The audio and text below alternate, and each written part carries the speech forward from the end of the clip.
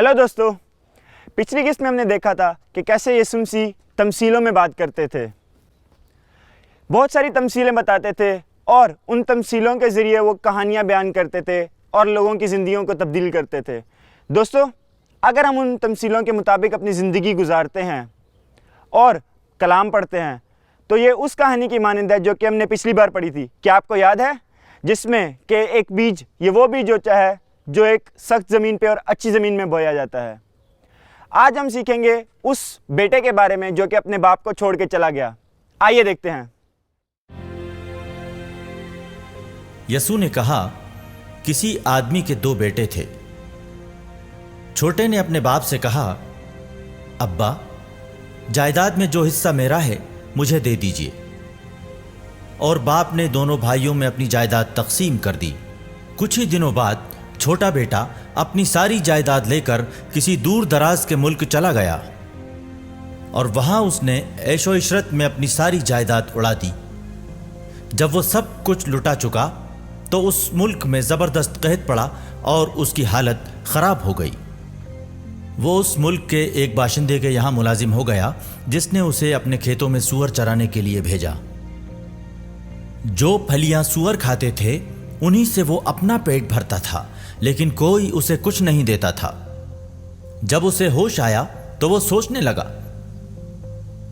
मेरे बाप के घर कितने ही मजदूरों को जरूरत से ज्यादा रोटी मिलती है और मैं यहां भूखा मर रहा हूं। मैं लौटकर अपने बाप के पास जाऊंगा और उनसे कहूंगा, अब्बा, मैंने आसमान के खिलाफ और आपके तई गुनाह किया है। मैं आपका बेटा कहलाने लायक नहीं रहा। मुझे अपने एक मजदूर की तरह अपने पास रख लीजिए। और वो अपने बाप के घर की तरफ चल दिया।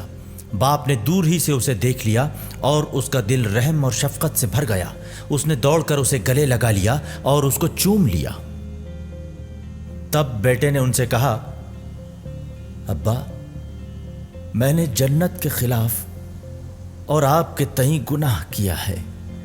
मैं आपका बेटा कहलाने लायक हरगिज नहीं रहा। लेकिन बाप ने अपने नौकरों से कहा, फौरन जाओ, बेहतर से बेहतर लिबास लाओ, इसे पहनाओ, हाथों में अंगूठी और पैरों में जूते पहनाओ, एक मोटा ताजा बकरा लाकर ज़िबाह करो, हम मिलकर खाएं और खुशी मनाएं, क्योंकि मेरा ये बेटा जो मर गया था वो फिर जी उठा है, जो खो गया था वो मिल गया है। और वो लोग मिलकर खुशियां मनाने लगे। उनका बड़ा बेटा खेत में था। जब वो लौटकर घर पहुंचा तो उसे रक्स और मौसीकी की आवाज़ सुनाई पड़ी। उसने एक नौकर को बुलाया और पूछा, ये क्या हो रहा है? मुलाजिम ने जवाब दिया, आपके भाई लौट आए हैं और आपके वालिद ने एक बकरा ज़िबा करवाया है, क्योंकि उन्होंने आपके भाई को बखैरियत वापस पाया है। इस पर वो नाराज़ हो गया और उसने अपने घर के अंदर जाने से इनकार कर दिया। तब बाप उसे मनाने के लिए बाहर आए, लेकिन उसने अपने बाप को जवाब दिया, देखिए, मैं इतने बरसों से आपकी खिदमत कर रहा हूं, मैंने कभी भी आपकी नाफरमानी नहीं की, फिर भी आपने मुझे कभी बकरी का बच्चा तक नहीं दिया ताकि मैं अपने दोस्तों के साथ खुशी मना सकूं। लेकिन जैसे ही आपका वो बेटा लौट आया जिसने तवाइफों के दरमियान आपकी जायदाद उड़ा दी, उसके लिए आपने बकरा ज़िबा करवा डाला। इस पर बाप ने उससे कहा, बेटा, तुम तो हमेशा मेरे साथ रहते हो और जो कुछ मेरा है वो सब तुम्हारा है। लेकिन खुशी मनाना ठीक है, क्योंकि तुम्हारा भाई जो मर गया था वो अब दोबारा जिंदा हुआ है। वो जो खो गया था अब दस्तयाब हुआ है।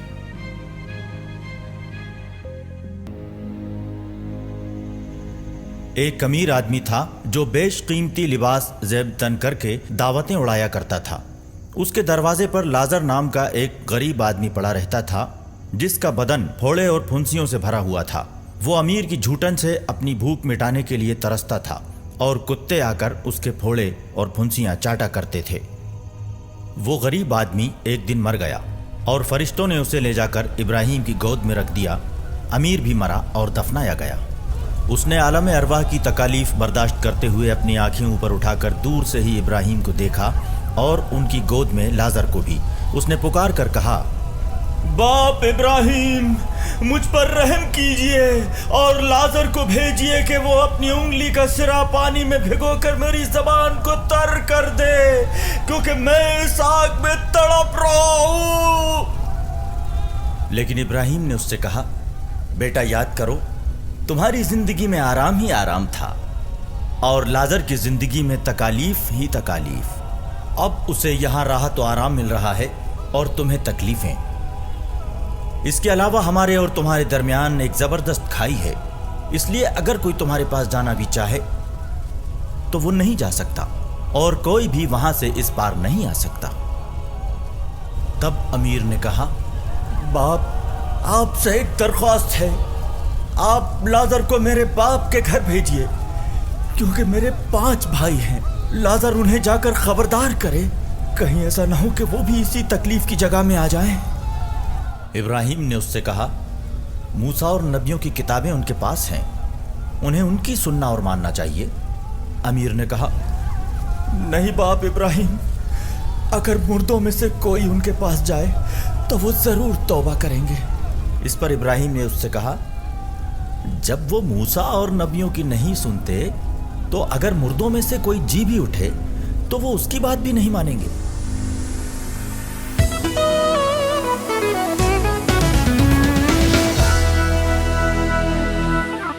دوستو، جیسا کہ ہم نے پچھلی قسط میں دیکھا کہ یسوع مسیح نے ہمیں بتایا کہ ہمیں خدا کو اپنا باپ کہنا چاہیے، کیونکہ وہ ہم سے پیار کرتا ہے اور اس نے ہمیں بنایا۔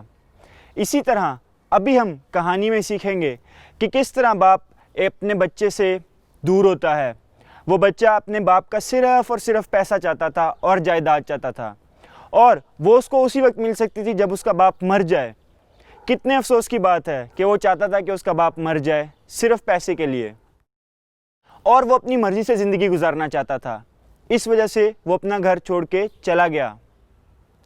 لیکن بعد میں اس کو احساس ہوا کہ اس نے بہت غلط فیصلہ لیا، اور جب اس کو یہ احساس ہوا تو وہ واپس اپنے گھر آیا، اور وہ یہ دیکھ کے حیران رہ گیا کہ اس کے باپ نے اس کو گلے لگایا اور اس کے لیے ایک پارٹی رکھی اس کے آنے کی خوشی میں۔ اس کہانی سے ہمیں ظاہر ہوتا ہے کہ ہمارا باپ ہم سے کتنا پیار کرتا ہے۔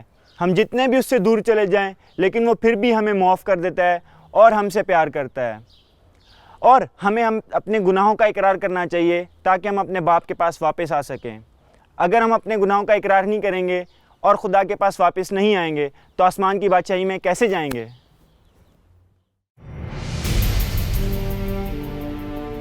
پھر وہ گلیل کے شہر کفرنہوم کو گئے اور سبت کے دن انہیں تعلیم دے رہے تھے۔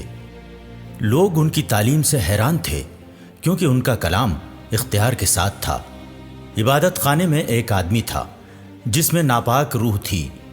وہ بڑی آواز سے چلا اٹھا، اے یسوع ناصری، ہمیں تم سے کیا کام؟ کیا تو ہمیں ہلاک کرنے آیا ہے؟ میں تجھے جانتا ہوں کہ تو کون ہے، خدا کا قدوس ہے۔ یسوع نے اسے جھڑک کر کہا، چپ رہ اور اس میں سے نکل جا۔ اس پر بدروح اسے بیچ میں پٹک کر بغیر ضرر پہنچائے اس میں سے نکل گئی،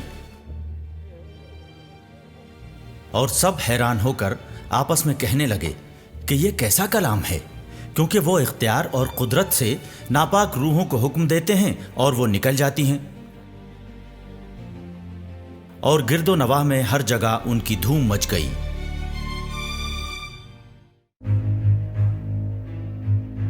اگر تمہارا بھائی کوئی گناہ کرتا ہے تو جا کر اسے تنہائی میں سمجھاؤ، اگر وہ تمہاری بات مان جاتا ہے تو تم نے اپنے بھائی کو بچا لیا، اگر وہ تمہاری بات نہیں مانتا تو 2-1 لوگوں کو ساتھ لے جاؤ تاکہ 2 یا 3 گواہوں کے سامنے سب کچھ ثابت ہو جائے۔ اگر وہ ان کی بات بھی نہیں سنتا تو کلیسا کو بتا دو، اور اگر وہ کلیسا کی بھی نہیں سنتا تو اسے غیر مذہبی اور ناکیدار جیسا سمجھو۔ میں تم سے سچ کہتا ہوں، تم لوگ زمین پر جس کی مخالفت کرو گے جنت میں بھی اس کی مخالفت ہوگی، اور زمین پر جس کی اجازت دو گے جنت میں بھی اس کی اجازت رہے گی۔ میں پھر تم سے سچ کہتا ہوں اگر زمین پر تم لوگوں میں 2 شخص ایک رائے ہو کر جس چیز کا بھی سوال کریں گے وہ انہیں میرے آسمانی باپ کی جانب سے ضرور ملے گی، کیونکہ جہاں 2 یا 3 لوگ میرے نام پر جمع ہوتے ہیں وہاں میں ان کے درمیان موجود رہتا ہوں۔ تب پترس نے آ کر یسوع سے سوال کیا، خداوند، میرا بھائی اگر میرے خلاف گناہ کرتا جائے تو میں کتنی بار اسے معاف کروں؟ کیا 7 بار تک؟ یسوع نے جواب دیا، 7 بار تک ہی نہیں بلکہ میں کہتا ہوں 7 بار کے 70 گنا تک۔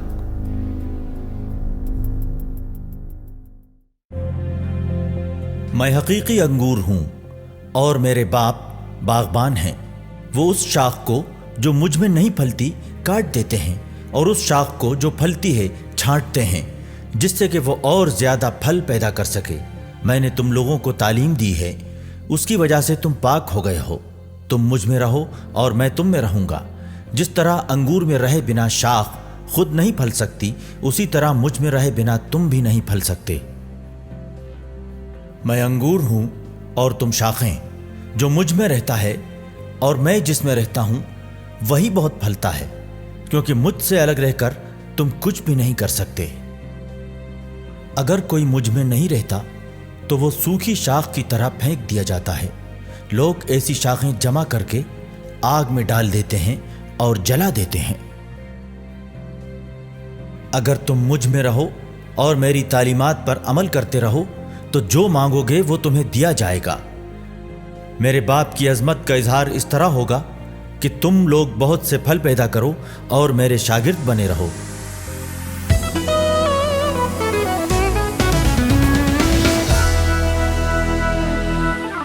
کیا آپ نے کبھی کسی درخت کی ڈالی کو ٹوٹتے ہوئے دیکھا ہے؟ جب ہم اس کو توڑتے ہیں تو اس کے ساتھ کیا ہوتا ہے؟ کیا یہ گرو کرتی ہے؟ نہیں، ایسا بالکل بھی نہیں ہے۔ جب بھی ہم یسوع مسیح کے قریب رہتے ہیں تو ہم ایک ڈالی کی طرح ہوتے ہیں جو ان کے اندر گرو کرتی ہے۔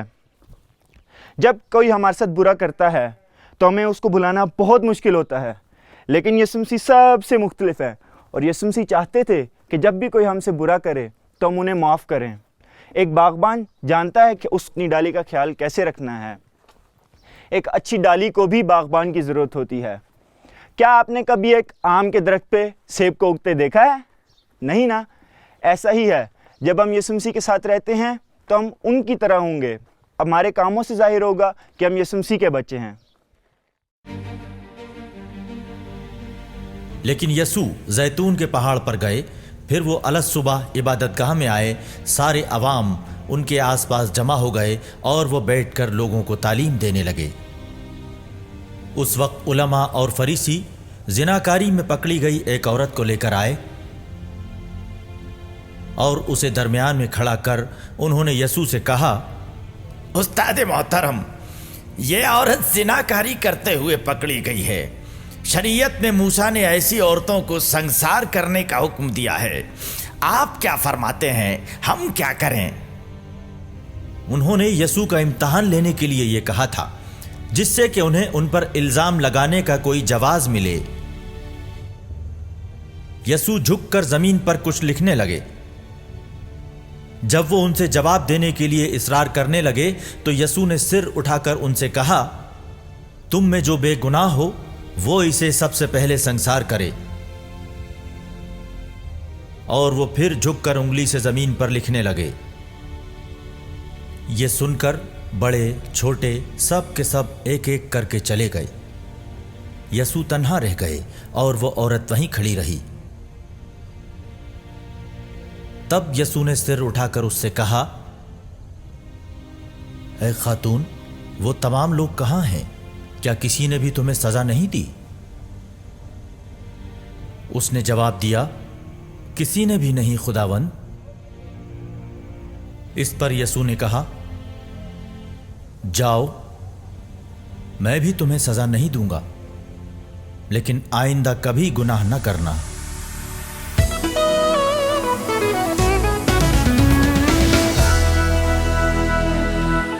اس کہانی میں اس عورت نے بہت غلط کیا تھا، لیکن کیا یسوع مسیح نے اسے کچھ کہا؟ نہیں، یسوع مسیح نے اسے بالکل کچھ بھی نہیں کہا۔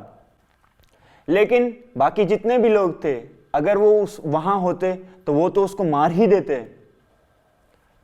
یسوع مسیح ہمیں سکھاتے ہیں کہ ہم میں سے کوئی بھی انسان بالکل صحیح نہیں ہے، اس لیے ہمارے لیے یہ تو بہت آسان ہے کہ ہم دوسروں کی غلطیاں دیکھیں۔ کیا ہم خود بالکل صحیح ہیں؟ نہیں نا۔ اس لیے ہمیں دوسروں کی غلطیاں دیکھنے سے پہلے اپنے آپ کے اندر جھانکنا چاہیے، اور جب ہم یسوع مسیح کے ساتھ وقت گزارتے ہیں اور دعا کرتے ہیں تو ہم اس قابل بنتے ہیں کہ دوسروں کو معاف کر سکیں اور ان سے پیار کر سکیں۔ آئیں اب ہم دعا کرتے ہیں۔ خدا ہمیں ایک اچھا دل دے تاکہ ہم لوگوں کی غلطیوں کے بجائے ان کی اچھائیوں کو دیکھ سکیں، اور اگر وہ کوئی غلطی کرتے ہیں تو ہم ان کو معاف کر سکیں۔ آمین۔ آئیں اب ہم پریئر لکھیں گے۔ خدا ہمیں معاف کرنا سکھا۔ خدا ہمیں معاف کرنا سکھا۔ آئیں اب ہم اس کو ہینگ کر دیں گے پیچھے۔ جیسے خداوند یسوع مسیح نے ہمارے گناہ معاف کیے، ہمیں بھی چاہیے کہ ہم دوسروں کو معاف کریں اور ایک دوسرے سے پیار کرتے رہیں۔ ملتے ہیں اگلی قسط میں دوستو۔ بائے۔